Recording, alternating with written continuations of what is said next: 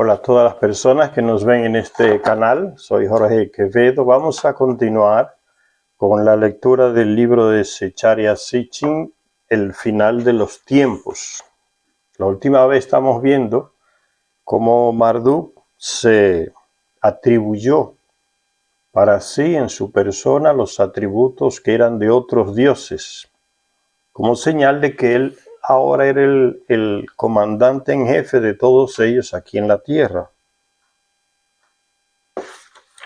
Sigue diciendo Zecharia Sitchin que el resto de los dioses permanecieron, sus atributos permanecieron, que siempre fueron varios dioses, porque estas personas fueron los que se declararon dioses delante de los terrestres, ¿no? Un engaño. Aunque la Biblia manipulada en cierto tiempo quiere reducir todos esos dioses a uno, tal Yahvé, todo eso. Pero los mismos textos bíblicos antiguos desmienten esa manipulación que no consiguió ser exactamente correcta o 100%.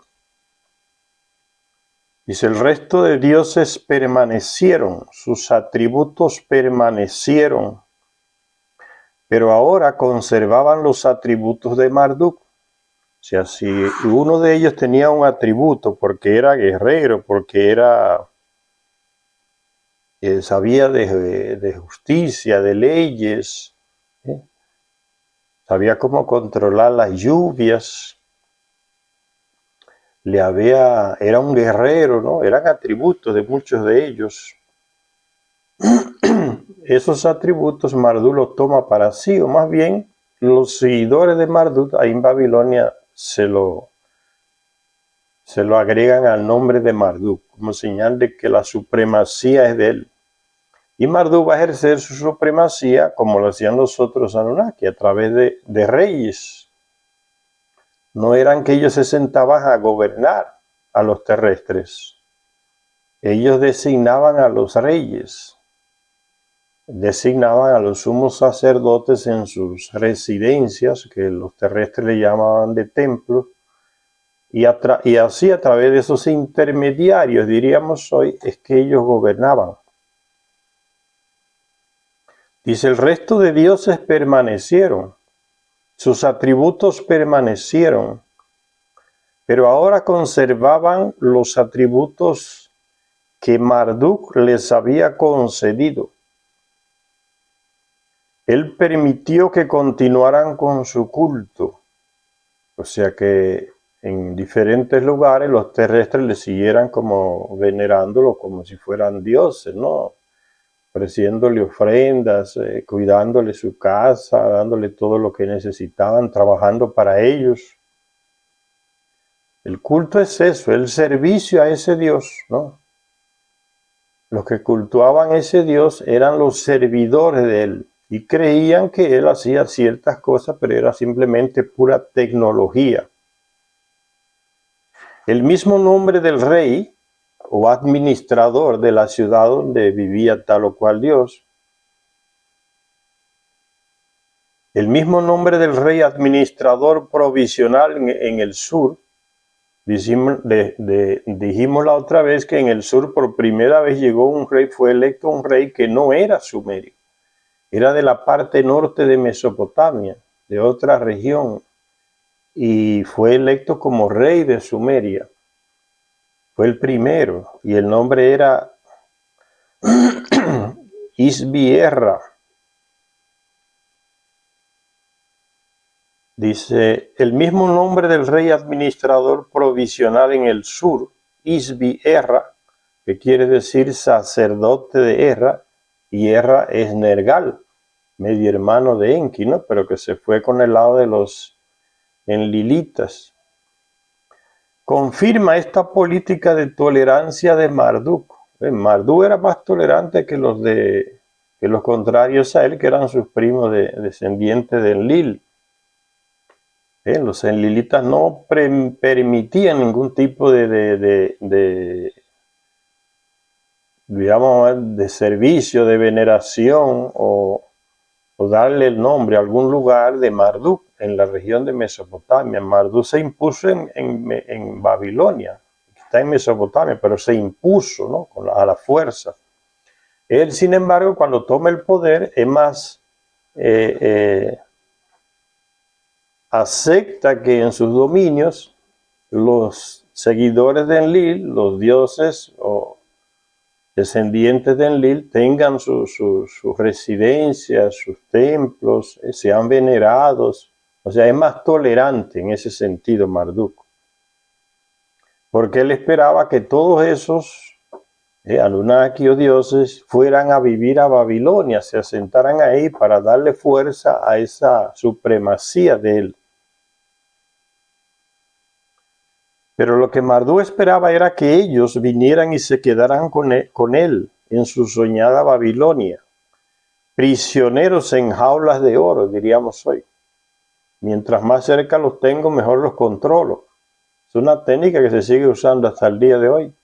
Y se usó en tiempos antiguos, algunos imperios, ¿no? Lo tengo cerca, lo controlo aquí.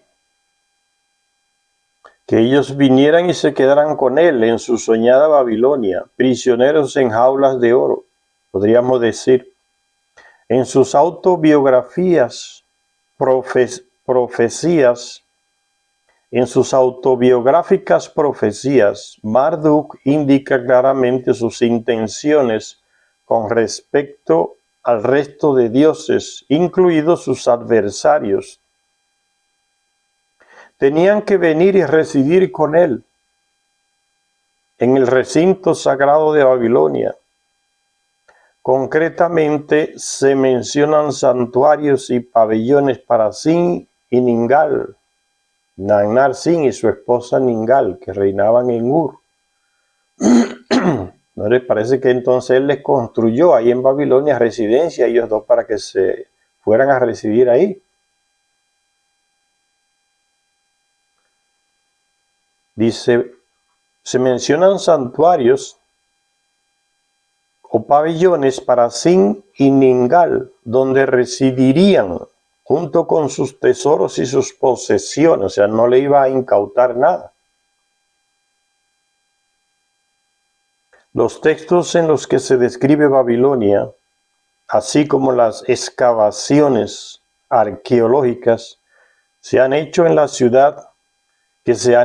ciudad, demuestran que, de acuerdo con los deseos de Marduk, había en el recinto sagrado de Babilonia, o sea, el Esagil, la residencia de Marduk, había santuarios, residencias dedicados a Ninmat, que era tía de Marduk, media hermana de Enlil y de Enki, el padre de Marduk. Entonces había residencias y santuarios dedicados a Ninmat, a esa Anunnaki, a otro descendiente de Enlil llamado Adat, a Shamash, Utu Shamash, que era también descendiente de Enlil.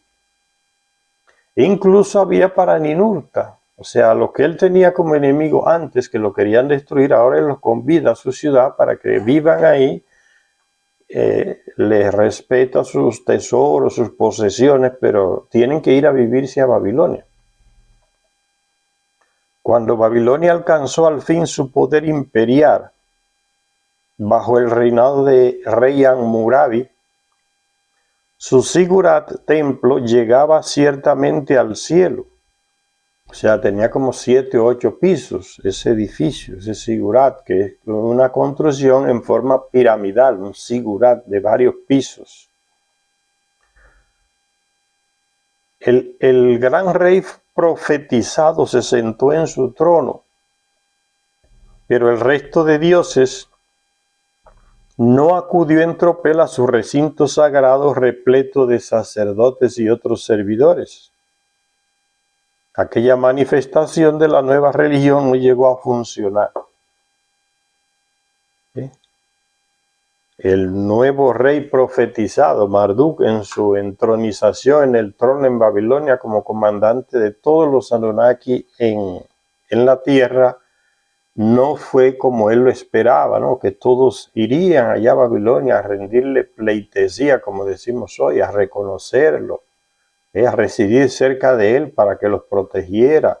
Eso no sucedió. Muchos se fueron de Babilonia.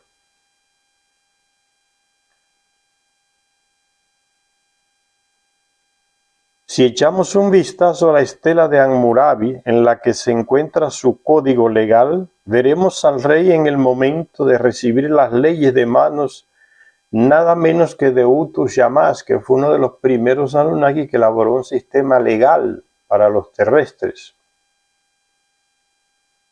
Utu Shamás, Utu era hijo de Inannar Sin, y era gemelo de Inanna, una hija de Inannar Sin también. Y él fue mucho tiempo el encargado del espacio puerto, ahí en el Sinaí, el comandante en jefe del espacio puerto. Utu Shamás. Utu en sumerio y Shamás en otra lengua de esa misma región de Mesopotamia. Utu Shamás, aquel cuyas prerrogativas como Dios de la justicia pertenecían ahora a Marduk, porque ya dijimos que él se apropió de todos los títulos de todos los otros Anunnaki. Según la lista que hemos citado antes, y el preámbulo inscrito en la estela invocaba a Anu y a Enlil, aquel cuyo señorío y consejo había asumido al parecer Marduk. Marduk toma, después de la destrucción, ¿no?, de la aniquilación de tanta gente en esas ciudades de Mesopotamia, Enlil se retira aquí a Sudamérica, Tiwanaku, con su hijo Ninurta y con miles de seguidores también, y se despide de Enki allá en Mesopotamia y le dice claramente a Enki: muy bien, que reine tu hijo Marduk en medio de este desastre. Eso es lo que él quería reinar. Eso fue después del ataque nuclear que aniquiló casi toda la población de Sumeria y nunca más volvió a levantar cabeza como era antes. Entonces, esa fue la situación. Entonces Marduk ahí en Mesopotamia asume hasta el número que le correspondía a Enlil, lo asume Marduk, y los títulos también. Dice un texto antiguo: elevado Anu, señor de los dioses que del cielo a la tierra vinieron. Anu es el rey de Nibiru, entonces el señor de todos esos Anunnaki que vinieron de Nibiru acá a la tierra, ¿no?, del cielo, que es Nibiru, a la tierra. Señor de los dioses que del cielo a la tierra vinieron. Estos textos son escritos miles de años después del diluvio, ¿no?, en que ya los terrestres han aprendido, han sido engañados por los Anunnaki para que le llamen de dioses, pero no dioses como lo vemos hoy. No era esa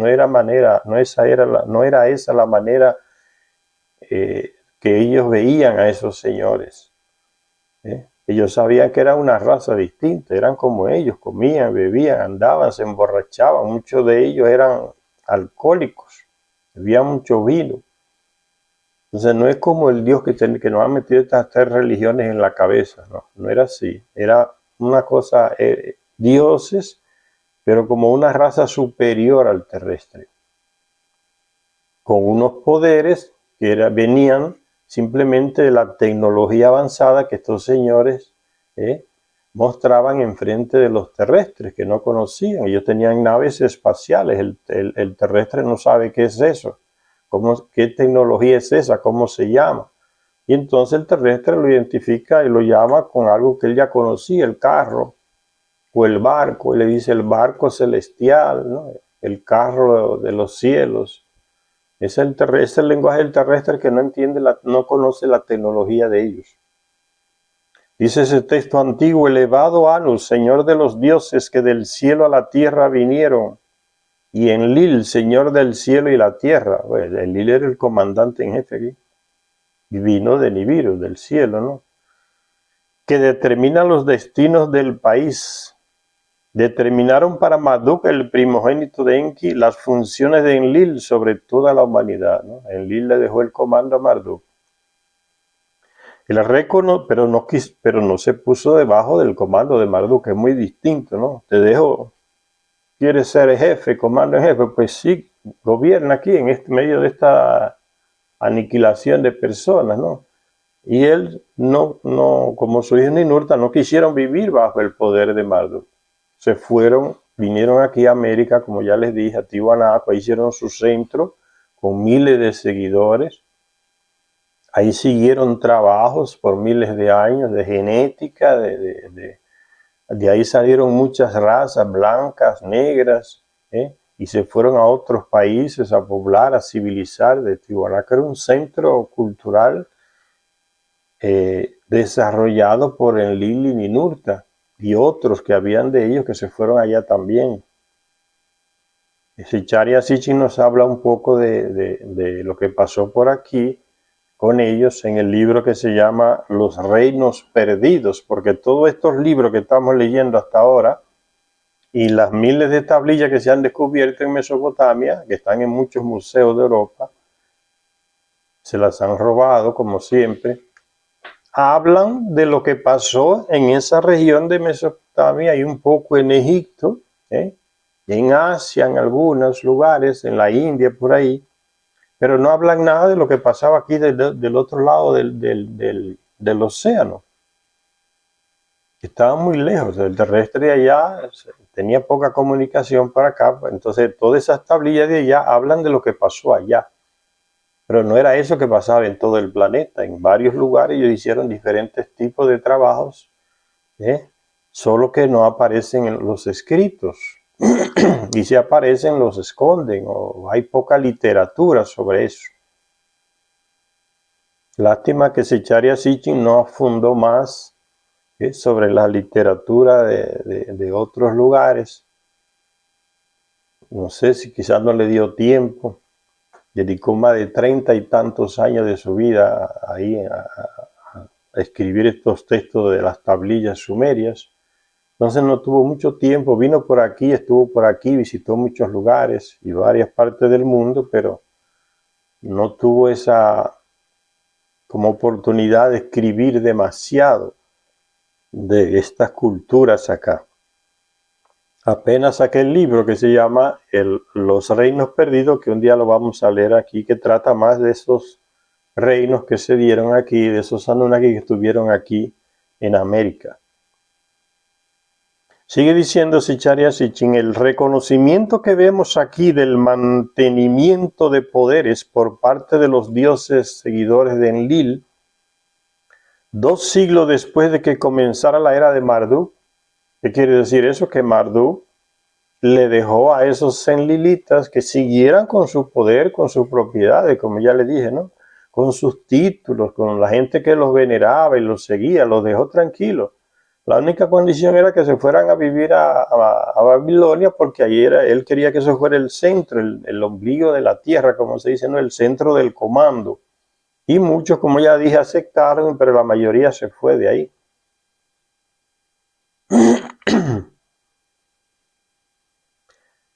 Dice,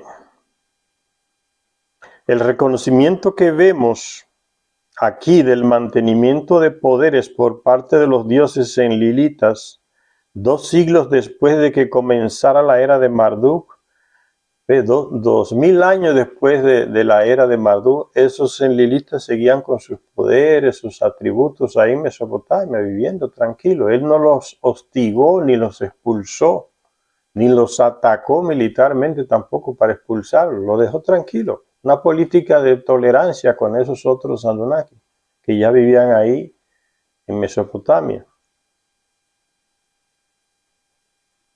Dice 2 siglos, 2000 años después de que comenzara la era de Marduk, refleja el estado verdadero de la situación, que es que estos dioses no se retiraron a sus aposentos destinados en el recinto sagrado de Marduk, no aceptaron vivir ahí, en Babilonia. Después de dispersarse y alejarse de Sumer, algunos de ellos acompañaron a sus seguidores a tierras lejanas, de donde quieran que estos señores iban. Se llevaran un monte de terrestres que los seguían. ¿Por qué? No por hacerle el favor. Esta gente siempre pensaron primero en ellos y en segundo lugar en ellos. Sino que necesitaban a los terrestres seguidores de ellos, que ya los conocían, que ya los habían formado, estaban familiarizados con esos terrestres para que les sirvieran donde quiera que ellos estaban, porque esta gente se acomodó tanto que llegó a convertirse como en esclavo de sus esclavos. Sin los servidores terrestres no podían vivir porque se dedicaron como una vida de vagos, ¿no? Todo lo que necesitaban para vivir, comer, dormir, trabajar, vestir, era el terrestre que se los facilitaba, ese ejército de terrestres que les seguía. Y ellos le brindaban seguridad con su tecnología. Era un intercambio, ¿no? Entonces por eso se los llevaban. Si venían aquí a América, los traían también. Como en el caso del hermano de Marduk, que salió de Egipto expulsado por Marduk, Ningisida, que en Egipto se le decía Tot o Tehuti, que era un hombre sabio para caramba, era hijo de Enki. Enki le transmitió cantidad de sus conocimientos genéticos y él ayudó a crear el terrestre también con su padre Enki, con su media hermana Nimat. Ese fue expulso de Egipto y con una cantidad de seguidores de él ahí en Egipto, africanos, negros, es Egipto, es África, vinieron aquí a Centroamérica,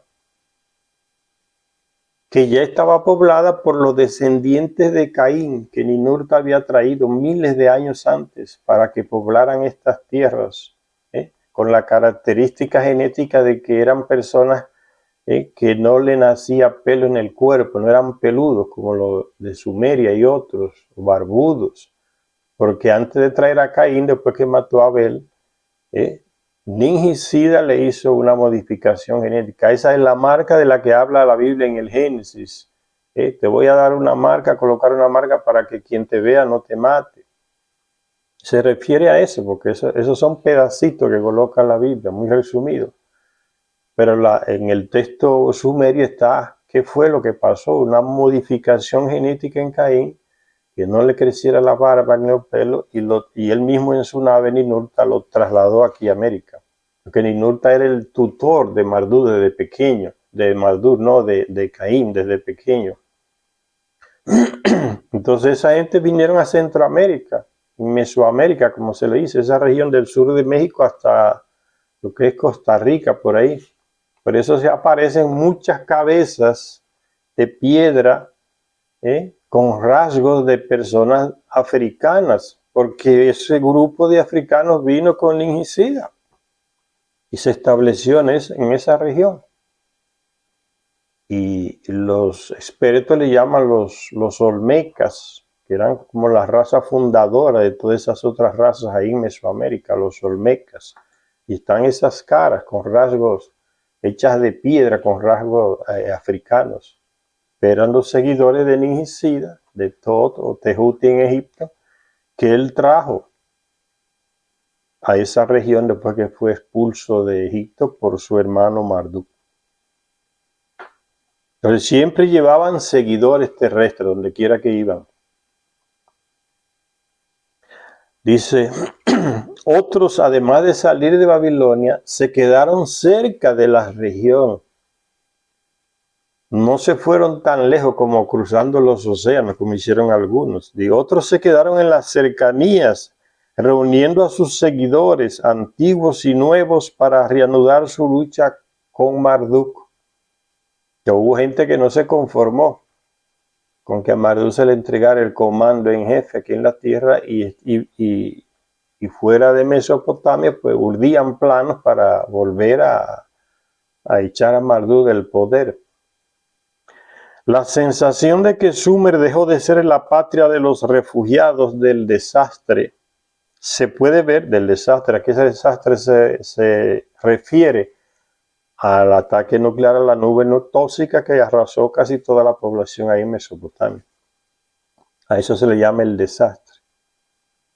La sensación de que Sumer dejó de ser la patria de los refugiados del desastre se puede ver claramente en las instrucciones divinas dadas a Abraham. Abraham, que nació en Nippur, ahí en Mesopotamia. Abraham era sumerio, es Nippur, la ciudad donde vivía Enlil, que era el centro, el ombligo de la tierra, o sea, el centro de comando de todo el planeta. Ahí lo tenía Enlil, en esa ciudad, era su ciudad. Ahí estaba su residencia o su templo. Y Abraham nació ahí, ese Abraham de la Biblia, que dice que salió de Ur. Primero estaba ahí, nació en Nippur, y su padre, que era sumo sacerdote, o sea, Abraham es descendiente de una casta real. Era sumo sacerdote, fue a vivir a Ur, al sur de Mesopotamia. Y de Ur la misma gente del Nilo lo envían allá a Harán, cerca de Turquía, y entre Turquía y Siria, por ahí. Y ahí por ahí lo entrenan como militar. Y lo tienen para que realice una misión a Abraham. Era amigo de esa gente del Nilo, Abraham y su familia. Por eso lo salvan cuando van a destruir las ciudades de Sodoma y Gomorra que se habían pasado al lado de Marduk. Eso ya se menciona en la Biblia, ¿no? Aunque no se dicen todos los detalles. Entonces, esa sensación de que Sumeria dejó de ser la patria de los refugiados del desastre se puede ver claramente en las instrucciones divinas dadas a Abraham de Nippur en vísperas del desastre nuclear. El capítulo, no sé qué capítulo del Génesis, después del 6 por ahí, aparecen esos señores que se le aparecen a Abraham y le dicen, mira, vamos a destruir tal cual ciudad, y le dicen a Abraham que se aleje, y igual le dicen al sobrino de Abraham que vivía en una de esas ciudades que también se retire para no morir, porque ellos son de su misma gente que les sirve y no quieren matarlos. Entonces, las instrucciones divinas, o sea, lo que le dicen esos Anunnaki a Abraham, sal de aquí, vete lejos, váyanse a las montañas porque vamos a destruir esas ciudades, son las instrucciones divinas, ¿no? No porque sea un Dios que vive en el cielo, sino porque a esos señores se les llama dioses. Instrucciones divinas dadas a Abraham de Nippur en vísperas del desastre nuclear, de semitizar su nombre como Abraham, del sumerio Abraham, ahora en lenguaje semita se le llama Abraham. Ahí en esa región de Canaán, de lo que hoy es Israel, Palestina y Siria, todas esas regiones, al instalarse por ahí se le cambia el nombre y se le llama Abraham. Y el cambio también del nombre de su esposa Sarai, que pasa a llamarse Sara, que era su medio hermana, hermanastra de él. Costumbre que tenían los terrestres de la realeza de casarse con sus medias hermanas porque la copiaron de los Anunnaki. Esa era la ética, esa era la moral que tenía el terrestre antes del diluvio, y después también mucho tiempo, el tiempo de estos patriarcas. Tenían la moral de los Anunnaki, esa es la moral que está en nuestra genética, no la moral que vino a traer recientemente el judaísmo, el cristianismo, el maometismo. Esa no es la moral que está en nuestra genética. La moral que está en nuestra genética es la moral que nos enseñaron y nos transmitieron por diferentes vías los Anunnaki. Lo que ellos mismos practicaban se lo transmitieron a los terrestres, y el terrestre seguía esas prácticas morales y éticas de los Anunnaki. Casarse con su media hermana, tener varias esposas por la carencia de hombres, igual que como pasó en Nibiru. Entonces era otro tipo de moral y de ética.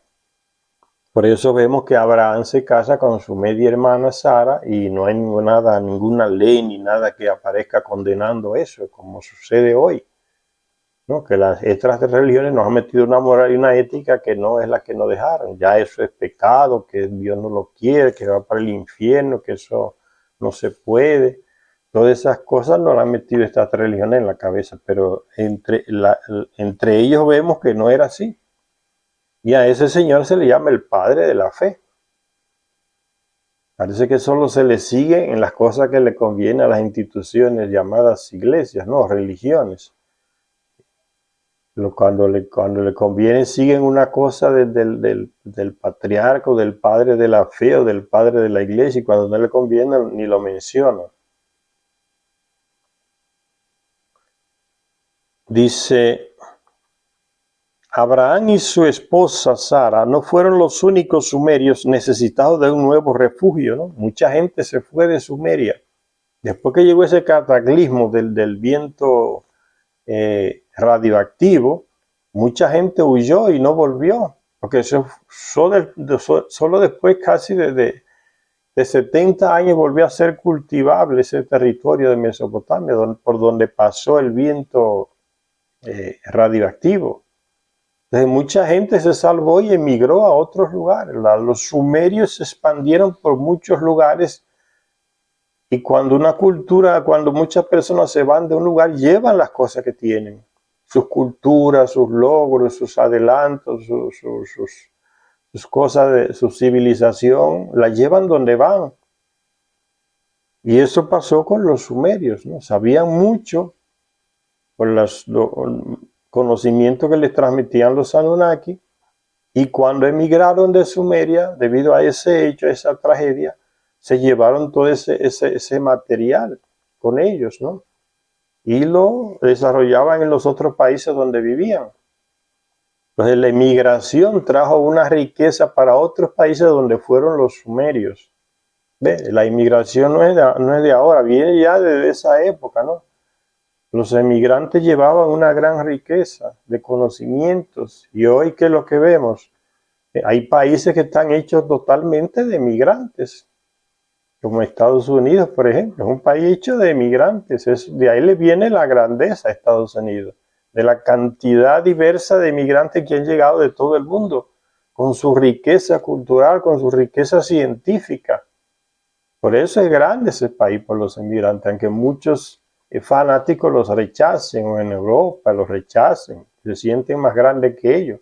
Pero vemos que como a través de la historia el emigrante lleva riqueza donde va. Y sigue diciendo Zecharia Sitchin, el desastre nuclear desencadenó movimientos migratorios a una escala nunca vista hasta entonces. La primera oleada de personas fue la que se alejó de las zonas afectadas por la nube radioactiva. Su aspecto más significativo, un aspecto de efectos duraderos, fue la dispersión de los restos de Sumer hasta lugares muy alejados. Ya usted va a China, hay un monte de latinoamericanos. Aquí en Latinoamérica hay un monte de chinos. De Europa muchos latinoamericanos, aquí muchos europeos, de África muchos se van a Europa, vienen acá, y de aquí, entonces la inmigración igual, en esa época se dio así también, en oleadas, ¿no? La primera oleada de personas fue la que se alejó de las zonas afectadas. Su aspecto más significativo, un aspecto de efectos duraderos, fue la dispersión de los restos de Sumer hasta lugares muy alejados de Sumer. La siguiente oleada de emigrantes fue la que se introdujo en aquellas tierras abandonadas. ¿Ve? Después de 70 años llegan otra gente que no eran sumerios a Sumeria y van poblando también, porque ya se va curando el suelo, el agua, todo, se hace productiva la región, pero han llegado mucha gente, y los que se fueron antes, la mayoría no volvían. Entonces ya hay una mezcla ahí, ya no es la Sumeria antigua. Dice, la siguiente oleada de migrantes fue la que se introdujo, ¿ve?, en Sumeria, en aquellas tierras abandonadas, llegando en oleadas desde todas las direcciones. Hay una salida de gente y una entrada de gente distinta. Fuera cual fuera la dirección que tomaran estas oleadas migratorias, los frutos de 2000 años de civilización sumeria terminarían siendo adoptados por el resto de pueblos que le siguieron a lo largo de los siguientes 2000 años, ¿no? Sumeria era la región más avanzada, más civilizada, más desarrollada. Entonces, muchos de esa gente se van y llevan esa riqueza a otros lugares. De otros lugares vienen a Sumeria y se alimentan de esa sabiduría de Sumeria también. De hecho, aunque Sumer había sido aplastado como entidad física, los logros de su civilización perviven aún en nuestros días, a través de la cultura, el lenguaje, comida, normas sociales, leyes, maneras de administrar, todo un proceso civilizatorio. Eso fue exportado hacia esos lugares donde se fueron esa gente de Sumeria. Y los que llegaron se alimentaron de esa civilización también. Dice Zecharia Sitchin, simplemente eche un vistazo a los 12 meses del calendario. Eso viene de los sumerios. El nombre de los días viene de ellos. Se lo enseñó Enki. De la semana, de los días, del mes, del año. Todo eso viene de Sumeria. Lo creó Enki, se lo enseñó a esa civilización sumeria y esa lo exportó. Hasta el día de hoy siguen usándose esas cosas, ¿no? La hora en el reloj viene de allá. Que conserva el sistema sumerio sesagesimal de base 60, ¿no? El reloj. 60 minutos hacen una hora. Esa es la base 60 que se usaba en Sumeria. La tenían aquí también los mayas en Mesoamérica, ¿no? Porque ya les dije que la gente de Enlil y Nulta vinieron y se establecieron aquí en América, sobre todo en los Andes. Por eso no es extraño entonces que, por ejemplo, usted va en la historia de los mayas ahí en Mesoamérica, lo que es Honduras, Nicaragua y esas cosas, es fácil leer los libros y ver que se usaba el sistema sesagesimal, que lo usaban en Sumeria. El 60 representaba al rey Anu de Nibiru. El sistema sesagesimal diferente al sistema decimal. Tiene como base el 10. Y el sistema sesagesimal que usaban los mayas por ahí, por Honduras y esos lugares, es más completo que el decimal.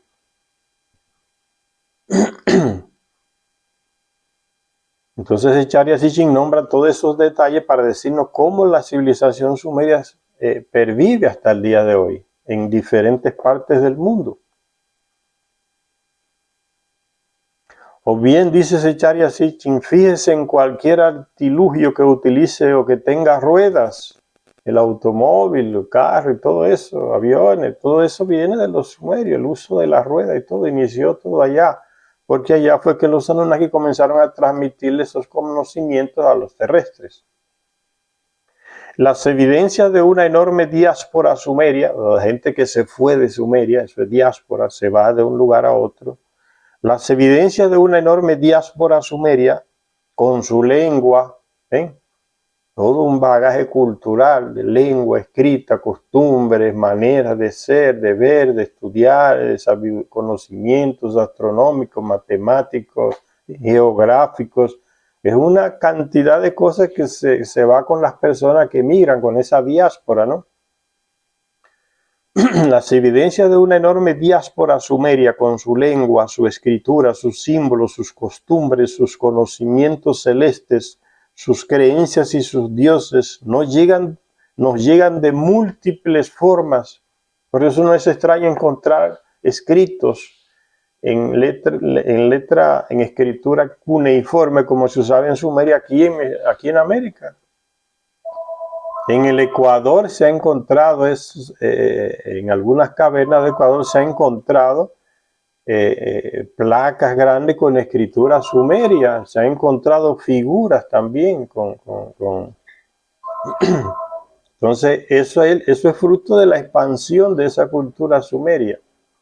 Y sigue diciendo entonces, además de las generalidades, una religión basada en un panteón de dioses que habían llegado de los cielos, ¿ves? Trajeron también sus creencias religiosas, que ya les dije que no era como las que tenemos hoy, donde hablaban de esa gente que vino de arriba, y que le interesaba el oro y que llevaban oro a su planeta. Todas esas cosas se las transmitían donde iban. Por eso no es extraño que cuando vienen los españoles a América le dicen a los indígenas por ahí en las zonas de los Andes, le dicen de dónde viene, de quién es ese oro, de dónde viene, de quién ese es de los dioses. ¿Quiénes son los dioses? Los que vinieron, le enseñaban hacia arriba, los indígenas, a los españoles. Solo que aquellos burros no entendían, lo confundieron con el Dios que ellos tienen. Y por eso decían que los indígenas eran ignorantes, porque decían que el oro era de Dios. No se referían al Dios de ellos. Era esta gente. Y ya sabían que los veían en sus naves y ven los conocimientos que tenían sobre ellos, que habían venido de arriba. Los ignorantes, cuando no saben las cosas, le echan la culpa de su ignorancia a los otros, ¿no? Siempre se repite esa historia. Incluso entonces todos esos relatos, historias de la creación, historias sobre un gran diluvio que hubo, todas esas cosas que los sumerios tenían en su memoria, se las transmitían a todos los pueblos donde iban en todas partes del mundo. Como ya les dije, ustedes no encuentran ya latinoamericanos allá en Dinamarca, en esos países nórdicos, los más lejanos, en Rusia, en China, pues es lo mismo que pasó en esa época. Se expandieron por todo el mundo esa diáspora sumeria, con todo su conocimiento, su cultura y todo, como ya les dije. Sus dioses, sus creencias. Además de las generalidades, una religión basada en un panteón de dioses que habían llegado de los cielos, una jerarquía de esos dioses también, con epítetos y nombres de dioses que significan lo mismo en diferentes lenguas, ¿ven? Porque la raíz es una misma, sumeria. Significan lo mismo en distintas lenguas. Conocimientos astronómicos que incluyen un planeta natal de los dioses, un zodíaco con sus 12 casas, casi idénticos relatos de la creación y recuerdos de dioses y de semidioses que los expertos tratan de mitología, ¿ven? Lo que es fruto de una gran diáspora sumeria, los burros estos europeos y estadounidenses que se llaman a sí mismos expertos, dicen, no, esos son mitos de los griegos, de los hindúes, de los latinoamericanos, de los indígenas, son leyendas y mitos de ellos, así le llaman.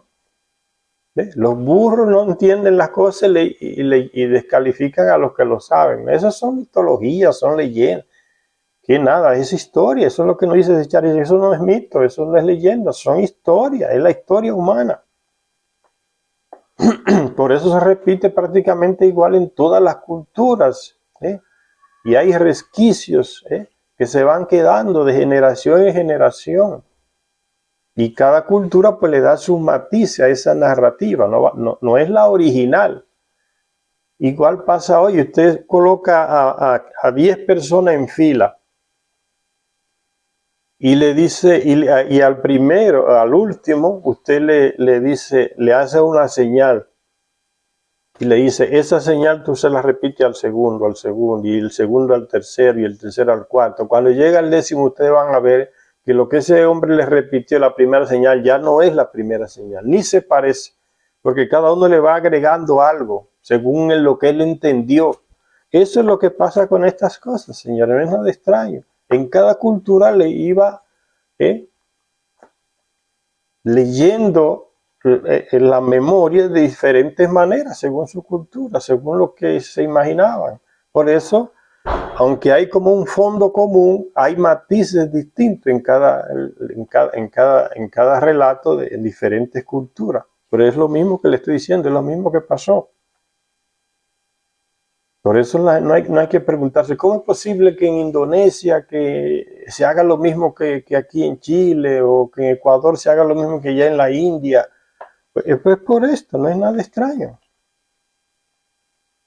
Inmigración enorme, ¿no?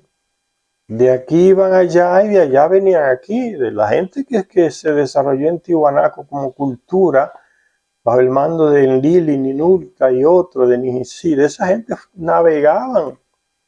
Porque esta gente le enseñaron a construir barcos, y está en los textos, a enseñar a construir barcos de diferentes materiales y a enseñarles cómo cruzar el océano. Está en los textos, les enseñó a cruzar grandes mares, Eran grandes navegantes, por eso no es extraño encontrar gente de por aquí en los orígenes de los chinos, de los indonesios o de los hindúes, porque era una emigración constante, una diáspora constante, y con eso se iban los conocimientos. No había eso que hay hoy, ese racismo, esa cosa tan idiota de sentirse superior porque uno es de un color de otro. Eso no existía. Era una riqueza enorme de transmisión de conocimientos, ¿no? Por eso en varias culturas, las mismas figuras con otros nombres, con otras características, pero en el fondo son las mismas. El Yibil de África era el mismo efecto de Grecia. Un tipo que construía cualquier cosa. Es simplemente el mismo personaje en otra cultura. ¿Sí? Para ponerles simplemente un ejemplo, ¿no? El Gilgamesh que luchó contra 2 leones y los venció. Esa imagen de Gilgamesh está en diferentes culturas del mundo. ¿Qué significa? ¿Que él estuvo en todos esos lugares? No, que ese relato fue llevado por alguien a esos lugares y se guardó en la memoria de esos lugares remotísimos. Porque Gilgamesh vivió ahí en Mesopotamia, pero se encuentran la misma imagen del tipo luchando con 2 leones en Asia, en América, en Indonesia, en Europa. Es el mismo personaje porque lo llevaron esas emigraciones. Está en la memoria de esos pueblos. Entonces no es nada extraño ni nada de otro mundo. Es lo que pasa siempre. Hoy no se come McDonald's en toda parte. ¿En cuál parte del mundo no se come McDonald's? Pues lo mismo, se van expandiendo las cosas.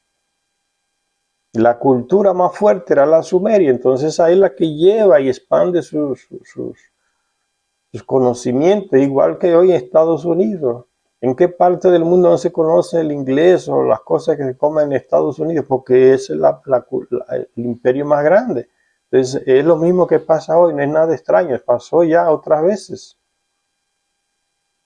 Entonces los expertos se vuelven locos y que eso sería leyenda, porque ¿de dónde iban a sacar esas cosas? ¿Ves? Las burradas de esta gente, no se le puede dejar a esta gente que lean y nos digan qué es lo que dicen los textos y nos expliquen las culturas distintas en el mundo, porque son muy tapados de la cabeza y ellos creen que son los más avanzados, ¿no? Por eso mucha gente en el mundo tiene esas cosas, ¿no? La mitología griega, no es mitología. Ese nombre se lo pusieron los europeos y estadounidenses que no entienden. Y le ponen ese nombre y eso se expande por el mundo. Ah, eso es mitología, o sea, eso no es verdad. Eso nunca sucedió. Que había centauros, no, esos son leyendas griegas, pero ya se han filmado vídeos mirando a centauros de noche pasando corriendo por algunos montes. Un hombre con mitad hombre, mitad caballo. Entonces no es mitología. Se han visto estos dinosaurios corriendo en algunos lugares, de algunos continentes. Se han visto el Pegaso, o sea, el caballo con el cuerno en la frente. Esas cosas ya se han filmado, porque todo el mundo ahora tiene un celular, es más fácil que vayan apareciendo esas cosas, demostrando con eso que los llamados expertos europeos también estaban equivocados. Es ignorantes, no son leyendas, no son leyendas, no es mitología, nunca fue. Es historia real. Eso es lo que insiste Secharia Sitchin, eso no es mitología, ni la griega, ni la hindú, ni la aquí en Latinoamérica, ni la africana, no son leyendas, no son mitologías ni leyendas, ni fruto de la imaginación religiosa de la gente. Es todo un lenguaje para descalificar lo que ellos no entienden, estos llamados expertos. Y esconder el material también. Descalifican tanto una cosa que cuando la gente la ve y se la muestra, entonces los otros tampoco la creen, porque son siglos influenciados, ¿no? De que eso es mitología griega, que eso no existió. Entonces dice que las Evidencias de esa diáspora son enormes en todas partes del mundo.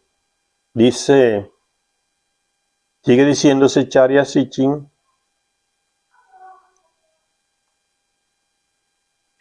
existen multitud de similitudes concretas,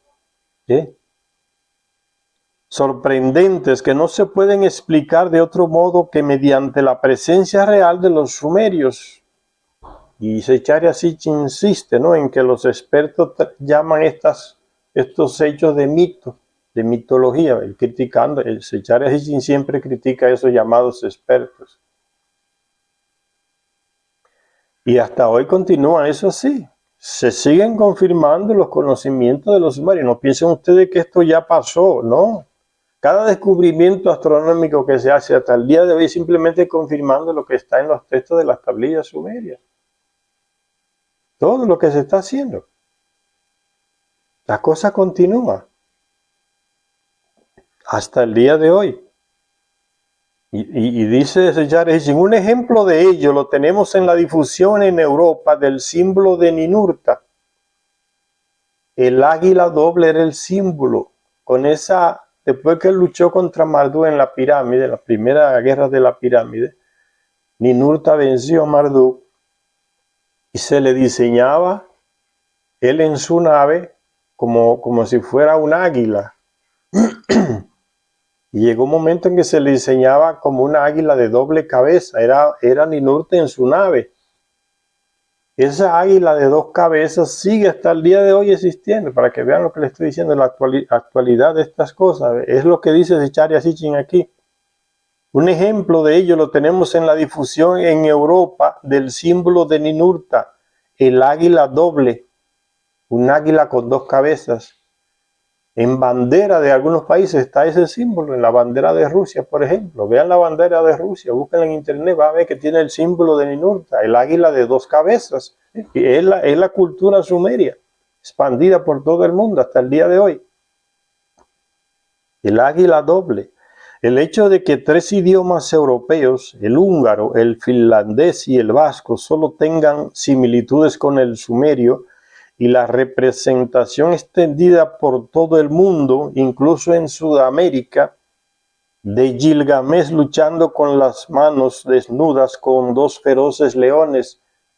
Eso está en varias partes del mundo, ya se los señalé. En el lejano oriente existe una evidente similitud entre la escritura cuneiforme sumeria y las escrituras de China, Corea y Japón. Sigue hasta el día de hoy, señores. Esto es muy actual. Y la similitud no se da solo en la forma de escribir.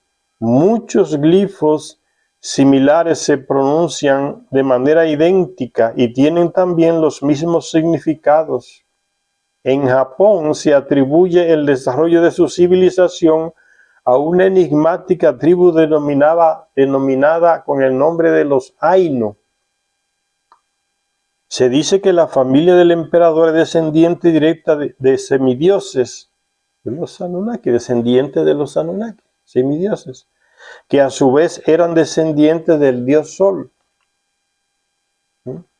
los dioses sumerios y de Egipto también.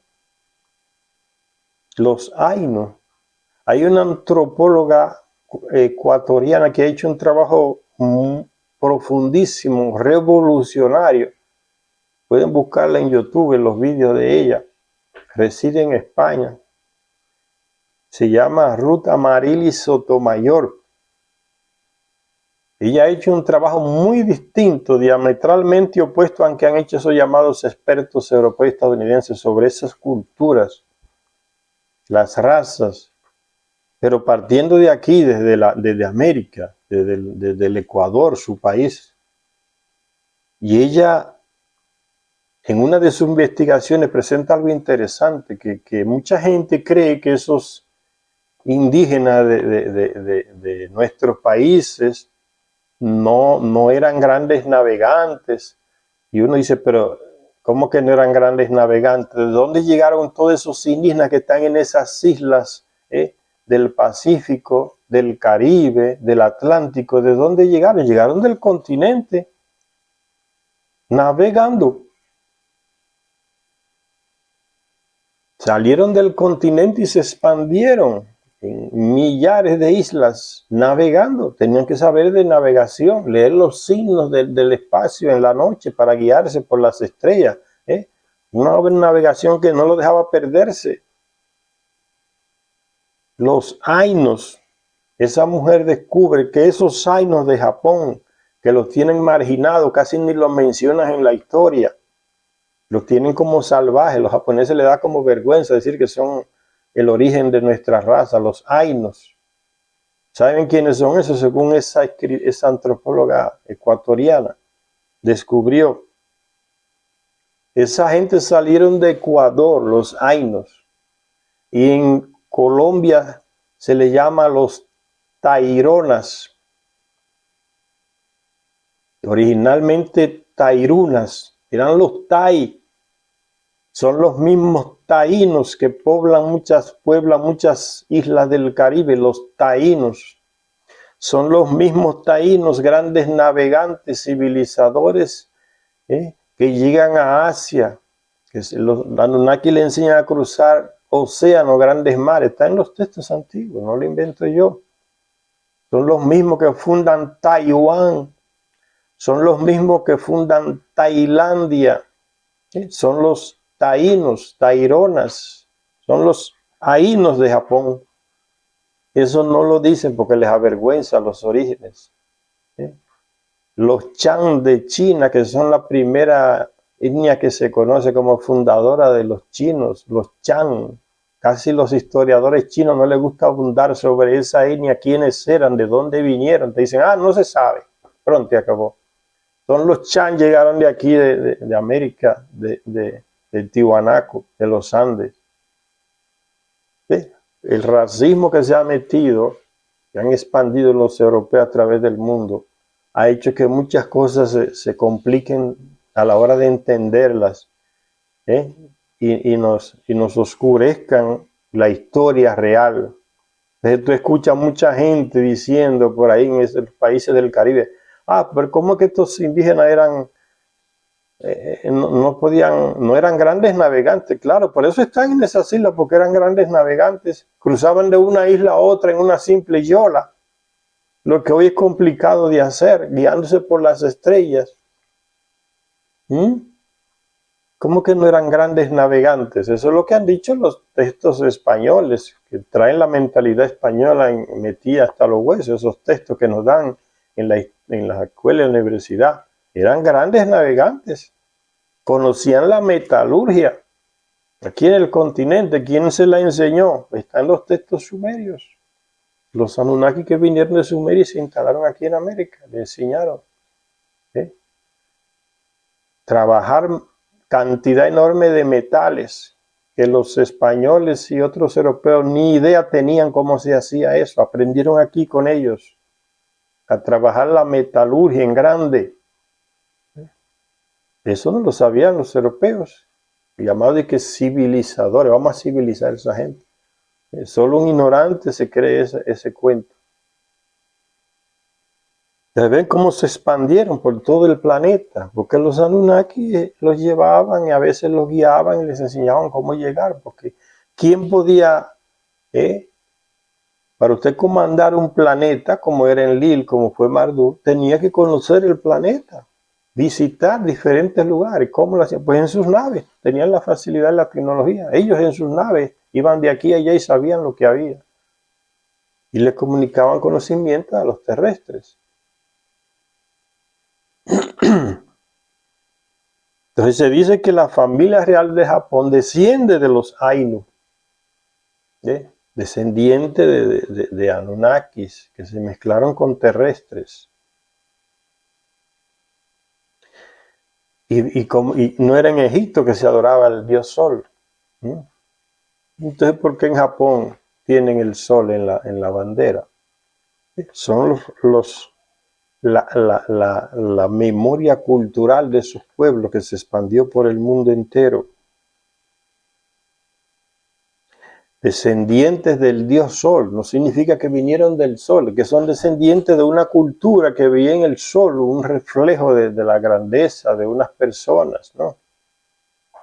Eso es lo que nos está queriendo decir. Y sigue diciendo Sitchin, en la ceremonia de investidura de un nuevo rey se dice que éste pasa la noche con la diosa Sol en el secreto de su alcoba, una ceremonia ritual que emula curiosamente los ritos del matrimonio sagrado del antiguo Sumer, en el que el nuevo rey pasaba la noche con la diosa Inanna. Inanna fue la que creó y se declaró diosa. Ella fue la que creó la prostitución sagrada en sus residencias, en los templos, como le decían los terrestres, esas residencias de esa gente. Ella fue que inauguró eso, una mujer suelta a nivel sexual como ninguna, y le enseñó a muchas mujeres terrestres en diferentes partes del mundo técnicas sexuales.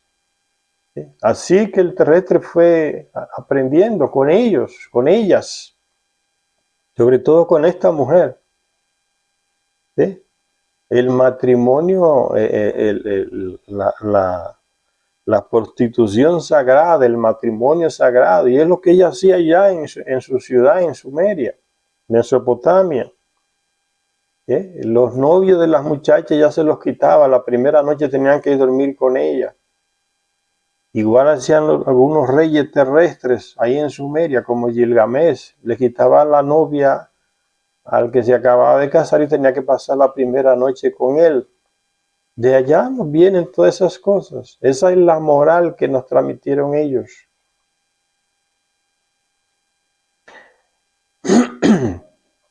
En las antiguas 4 regiones, recuérdense que había 4 regiones que los Anunnakis crearon. Sumeria y en Mesopotamia, que era la principal. La segunda fue en Egipto, que ya se la dejaron a Enki. Una gran cultura, la cultura egipcia, ¿no? Florecida y que marcó hasta la cultura griega. La griega es una copia, un clone de la cultura egipcia. O sea, los griegos copiaron de los africanos y hoy lo desprecian por el color. Y aquí se le enseña en las escuelas, ¿no? Que somos herederos de la cultura griega, ¿no? Y los griegos eran blancos, es la visión europea, racista, ¿no? Y los griegos, ¿de quién copiaron o clonaron? De los negros europeos, de los negros africanos de Egipto. La cultura egipcia irradió por todas esas partes. Lo dicen los mismos textos de los filósofos griegos más antiguos. Lo que sabemos lo aprendimos de los sacerdotes egipcios. ¿Quién guardaba la riqueza cultural? Ya lo vimos, los sumos sacerdotes que servían a esos señores en sus llamados templos, residencias, guardaban ese conocimiento. Por eso los sabios griegos van donde esa gente para aprender. A África y a Egipto. De los africanos aprendieron los griegos. Entonces nosotros somos herencia de esa cultura egipcia, no de los griegos. Entonces ellos formaron 4 regiones cuando comenzaron a civilizar al terrestre, a darle la civilización. Se repartieron la tierra ahí en esa región. La primera región ellos llamaron ahí fue a Mesopotamia, donde reinaba Enlil y su descendiente. La segunda región era donde reinaba Enki, en África. La tercera región se le dio a Inanna porque era guerra y yo quiero, yo tengo derecho a tener mi región y a reinar en un lugar. Era muy ambicioso. Y se le dio la región del Valle del Indo, por allá entre Pakistán y esos lugares y la India. Por ahí ella creó su cultura. Dice Zecharia Sitchin en sus investigaciones que esa cultura fue la que menos permaneció y la que menos marcó a otras culturas del mundo. La tercera región de Inanna, allá en el Valle del Indo, dice que solamente permaneció por 1000 años. Sin embargo, de la Sumeria y de la Egipto, ¿no? Seguimos aprendiendo de ellos, nos dejaron muchas cosas que nos siguen guiando. Y la cuarta región que ellos crearon, fueron 4, fue la región del Sinaí. ¿Por qué? Porque en ese territorio estaba el espacio puerto. Y los Anunnakis que seguían a Enki, los que seguían a Enlil estaban en guerra. ¿Quién se queda con ese lugar que es estratégico? El lugar donde van a llegar las naves a buscar el oro, donde van y vienen de Nibiru acá. Es un lugar estratégico el espacio puerto. Como lo es hoy, los aeropuertos de muchos países son lugares estratégicos que cuando hay guerra algunos ya lo quieren agarrar de una vez. Agarramos el espacio puerto, el aeropuerto de tal lugar, no entra ni sale avión de aquí. O sea, ya controlan un punto estratégico. Pues ese punto estratégico del espacio puerto, los de Enki lo querían y los de Enlil también.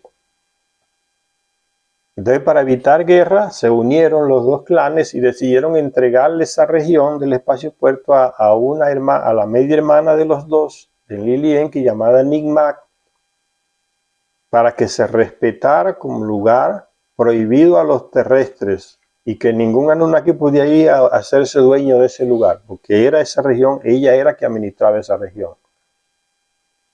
Esa era la cuarta región, ahí en el Sinaí, donde estaba el espacio puerto. En las antiguas 4 regiones, las oleadas migratorias que el desastre nuclear y la nueva era de Marduk desencadenaron, igual que ríos y arroyos se desbordan tras una lluvia torrencial, llenaron las páginas de la historia de los siglos posteriores con el auge y la caída de naciones, estados y ciudades-estado. Mientras el vacío Sumer se llenaba de recién llegados de cerca y lejos, quedando el foco de atención, el escenario central en lo que podemos denominar las tierras de la Biblia. De hecho, hasta el advenimiento de la arqueología moderna, poco o nada se sabía acerca de la mayor parte de ellas, salvo por las menciones de la Biblia hebrea. O sea, esos textos antiguos del Antiguo Testamento de la Biblia hablaban de nombres y de lugares que solo se mencionaban en esos textos bíblicos. Es lo que está diciendo Zecharia Sitchin. Pero que cuando llegue el trabajo arqueológico a esa región de Mesopotamia, se van descubriendo miles y miles de tablillas que hasta el día de hoy se siguen descubriendo. Y donde se confirma, según los estudios antropológicos, geológicos, que esas tablillas son las originales, que son los textos originales donde se sacaron esos textos que están en la Biblia y que antes se pensaban que solo existían en la Biblia. Ahora después se descubre que no, que el origen de esos textos bíblicos están en esas tablillas sumerias. La arqueología los descubrió. Por eso si se habla de Abraham en la Biblia o de la creación, o de Caín y Abel, o de Adán y Eva, esas son cosas sacadas de esos textos que estaban en Mesopotamia en tablillas enterradas y que son los más antiguos, porque en ellos, en esas tablillas se habla con más abundancia de estos textos bíblicos. Entonces los originales son aquellos, los que hablan con más abundancia, con más detalles. Eso es lo que está queriendo decir Zecharia Sitchin.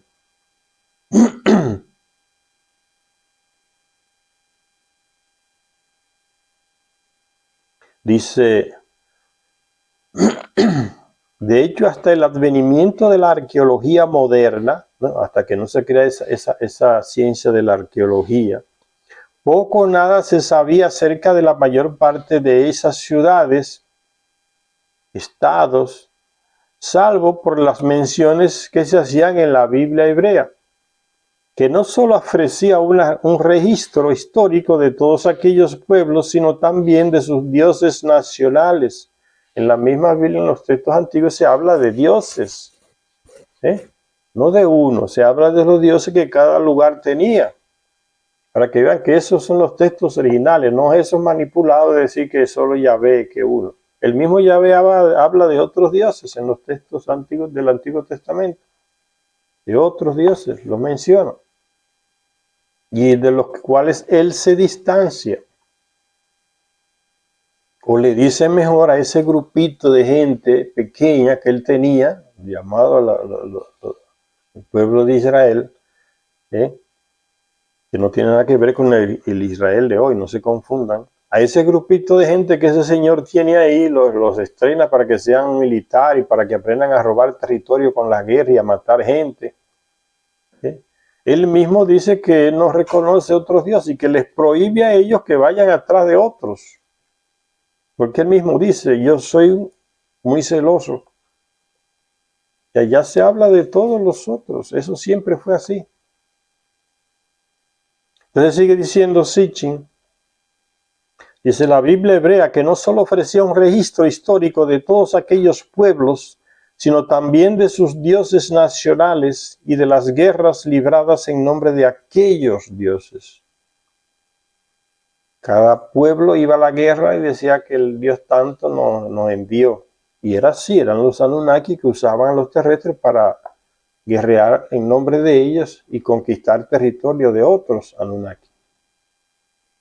Solamente hay que ver el Antiguo Testamento, a Moisés, a Josué y a esos otros, que eso es pura y guerra y robo y matanza y guerra y matanza. Eran ellos los Anunnaki, mandándolos a robar territorio de otros Anunnaki.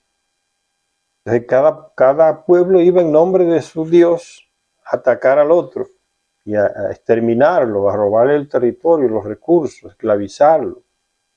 Y sigue diciendo Sitchin, pero entonces la arqueología sacó a la luz naciones como la de los hititas, desenterrando material de tablillas, de barro, de arcilla, se descubrió en ese material que existieron grandes ciudades y reinos en todas esas regiones, Turquía, Siria, lo que hoy es Palestina, Israel, Mesopotamia, Irak, Irán, todos esos lugares. Arabia Saudita, Yemen, todos esos lugares estaban por ahí. Todo eso se fue sacando con el trabajo arqueológico. Y aparecieron entonces mencionadas en esos textos grandes civilizaciones también, no solamente la de los sumerios, grandes pueblos, grandes reinos que tuvieron desarrollo en diferentes áreas. Dice, la arqueología sacó a la luz naciones como la de los hititas, un pueblo que vivía ahí en lo que hoy es Turquía. Los hititas eran grandes guerreros, entrenados ¿por quién? Por Ninurta. Y esa antropóloga que yo les mencioné, Ruth Rodríguez Sotomayor de Ecuador, descubrió por textos y por inscripciones, no escritura, inscripciones en piedra, en lugares, aquí en América, que los hititas salieron de aquí, de los Andes también, grandes guerreros, y aparecen diseños de ellos con las mismas características. Los hititas, grandes guerreros, fueron ellos que le enseñaron a Abraham a guerrear. Estaban ahí instalados en el norte de Sumeria, de Mesopotamia, lo que hoy es Turquía, por ahí. Mesopotamia estaba en la región de lo que hoy es Irak. Subiendo al norte oeste está Turquía. Por ahí estaban los hititas, los surritas. Toda esa gente salieron de aquí, del Tiwanaku. Por los escritos de esa mujer hemos descubierto eso. Una gran investigación. No con los criterios de los antropólogos europeos y estadounidenses, no. Con otros criterios más reales, más objetivos, lo que ella usa.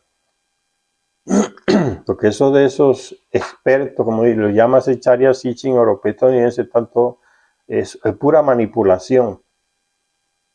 Desde llamarle a los hechos griegos, decir que son mitología. Un monte de mentirosos que ha deformado toda la historia de los lugares donde han estado estudiando y quieren meterle esa imagen a todo el mundo, que eso es mitología. Es la mentira de este tipo de expertos, como lo llama Zecharia Sitchin. Entonces la arqueología sacó a la luz naciones como la de los hititas, estados desarrollados como el de Mitanni, por ahí por Siria también, o capitales reales como la capital Mari, por ahí lo que dice el Líbano y Siria, ese lugar estaba esa capital Mari, Carquemis o Sus, ahí en Irán, que hasta entonces eran un misterio en un mar de dudas, porque no se había desenterrado nada, la arqueología no había comenzado todavía. En sus ruinas no solo se encontraron reveladores artilugios sino también miles de tablillas de arcilla inscritas, o sea, un escrito en un material para que dure miles de años, inscritas, no escritas, inscritas en arcilla, que arrojaron luz sobre su existencia, la existencia de todas estas grandes civilizaciones y pueblos y estados y reinos. Arrojaron luz sobre la existencia de estos y sobre la medida en que el legado sumerio se había transmitido al resto de las culturas. Todas estas países, culturas, reinos fueron influenciados por la cultura sumeria. Recuérdense lo que les decía, las emigraciones, la gran diáspora después del ataque nuclear que se expandió por toda la región, más allá. En casi todos los aspectos, los hallazgos sumerios en ciencia y tecnología, en literatura y en arte, en la realeza y el sacerdocio constituyeron los cimientos en los que se desarrollaron las posteriores culturas, copiaron todo de los sumerios, esas estructuras políticas, económicas, jurídicas, nivel de leyes, costumbres religiosas, porque los Anunnaki se lo habían enseñado a los sumerios, ahí en la región, Mesopotamia, región del Nilo. Cuando sale esa diáspora sumeria y se expande por todas partes, pues llevan esos conocimientos y enriquecen esos otros países que mencionamos, los hititas, que iban de otros lugares. Ya no dijimos que llegó una gran emigración hacia esos lugares de Sumeria y se alimentaron de esos conocimientos. En casi todos los aspectos, los hallazgos sumerios en ciencia y tecnología, en literatura y arte, realeza y sacerdocio constituyeron los cimientos en los que se desarrollaron las posteriores culturas. En astronomía se conservaron los términos sumerios, el lenguaje se sigue manteniendo. Las fórmulas orbitales, las listas planetarias y los conceptos zodiacales se seguían hablando y escribiendo en el original sumerio. Estaban los hititas y escribían sobre la astronomía y lo decían en los textos, ¿no? Copiado de los originales sumerios. La escritura cuneiforme sumeria se siguió utilizando durante otros 1000 años. Se estudiaba la lengua sumeria, se compilaban léxicos sumerios y se copiaban y traducían los relatos épicos de dioses y héroes. Y cuando se descifraron las distintas lenguas de aquellas naciones, resultó que sus dioses eran, después de todo, los miembros del antiguo panteón Anunnaki en Sumeria. Son las mismas gente que se expandieron por todo el mundo, porque la gente emigró y llevó sus conocimientos en todas partes del planeta. ¿Acaso los dioses enlilitas acompañaron a sus seguidores cuando injertaron los conocimientos y las creencias sumerias en tierras lejanas? Trajo aquí en Enlil desde Sumeria los conocimientos que le había dado a los terrestres allá. Trajo Ninurta los conocimientos de Sumeria hacia acá América, al venir a residir aquí en el Tiwanaku con su padre Enlil. U otros de ellos de la familia Utu o Ningishida, que en la región de Mesoamérica se le llamó la serpiente emplumada, que es Alcoal y otros nombres. Tras ello, se hace Sitchin la pregunta: ¿acaso los dioses enlilitas acompañaron a sus seguidores cuando injertaron los conocimientos y las creencias sumerios en tierras lejanas? Los datos no son concluyentes, pero lo que sí se sabe históricamente es que, al cabo de 2 o 3 siglos del inicio de aquella nueva era, en las tierras fronterizas de Babilonia, la nueva era, ¿no?, que llega con Marduk asumiendo el comando, después del desastre atómico, aquellos que se suponía que debían de haber sido los invitados jubilados de Marduk en sus recintos sagrados, se embarcaron en una nueva clase de afiliaciones religiosas y se comenzaron a surgir las religiones de Estado. Quizás Marduk logra, ve cómo la religión que instauró Marduk y la que instauraron los otros Anunnaki también, se va expandiendo y llevándose a diferentes lugares. En un lugar se convierte ya la religión del Estado, de ese rey, de ese país, y en otro país entonces se practica otra, que sigue a otro Dios, ¿ves? Todo ese aspecto religioso también se va exportando.